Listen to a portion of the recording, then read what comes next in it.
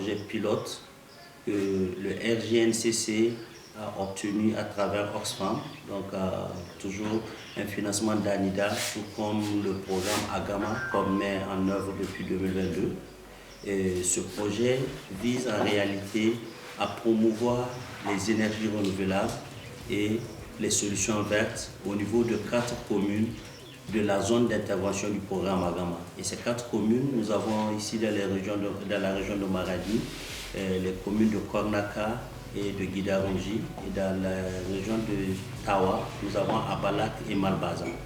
Aujourd'hui, 4e étape de notre parcours qu'on avait commencé il y a de cela, donc environ une semaine.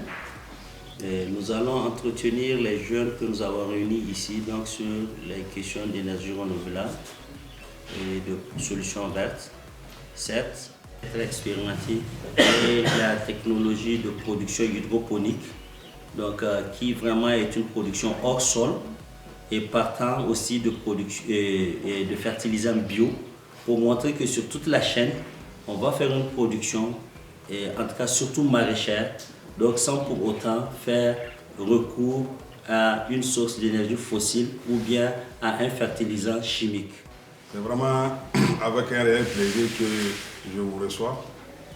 Et de cela, je vous souhaite vraiment une très bonne arrivée et un bon séjour dans Kornaka. Merci. Donc, il est de notre devoir, à chaque fois qu'on se retrouve, de rappeler à la jeunesse que vous êtes les piliers de ce pays. Pour que vous soyez en mesure de prendre ce pays, il faut que vous soyez outillés, vous soyez disciplinés et vous soyez dense. Donc si le dense dans la tête, les différentes formations que nous aurons à avoir. C'est une formation qui est vraiment d'une importance capitale. Parce que comme vous le savez, ça rentre d'abord dans les conditions qui nous permettent de vivre dans un climat sain. L'utilisation de l'utilisation des énergies vertes, le solaire, tout cela, ça nous permet de mettre moins de pollution dans notre espace. Donc c'est le premier aspect qui fait en sorte que cette formation est vraiment d'une importance capitale. Le deuxième aspect, vous savez, dans le cadre de la refondation, nous avons besoin des moyens qui vont nous permettre de travailler sur des espaces vraiment qui sont minimes. Travailler dans le cadre de ces activités dont le coordinateur a parlé, de faire des activités dans le cadre de l'agriculture et c'est un espace vraiment restreint avec les moyens consistants. Je profite de cette occasion pour vraiment remercier le coordinateur à travers Oxfam, la coopération d'ANIDA. Vraiment, on vous remercie beaucoup pour ce que vous faites pour la population. Mais vous avez déjà spécifié au niveau de la commune rurale de Kornaka beaucoup de choses et vous avez fait beaucoup de jaloux parce que les gens se disent qu'on préfère Kornaka à autre chose. Donc, sur ce, je déclare ouvert votre atelier et j'espère que vous allez faire ça d'une façon vraiment participative. Et de la façon dont vous avez commencé dans les bonnes conditions, que vous finissez dans les bonnes conditions et que chacun regagne son foyer respectif dans les bonnes conditions. Je vous remercie. Donc, mon nom c'est Aoussouk Islaman Ataï et je suis agent au réseau de la jeunesse nigérienne sur le changement climatique.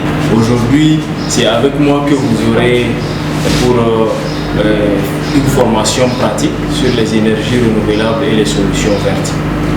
Donc en premier lieu, qu'est-ce que nous allons faire? Comme ce que vous voyez devant, c'est une présentation d'abord des matériels et des équipements électriques.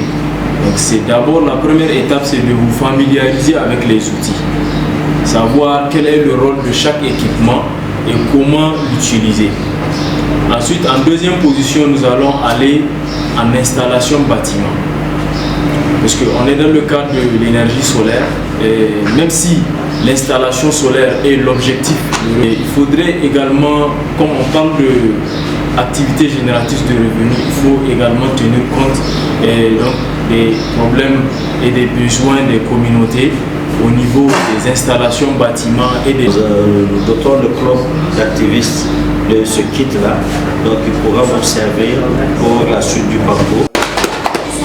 Alors, donc nous remercions le RJNCC qui est toujours là à nos côtés, qui ne cesse toujours d'apporter donc aux activistes climatiques leur aide. Ça, c'est une manette qu'on nous a donnée, plein de matériel de maintenance.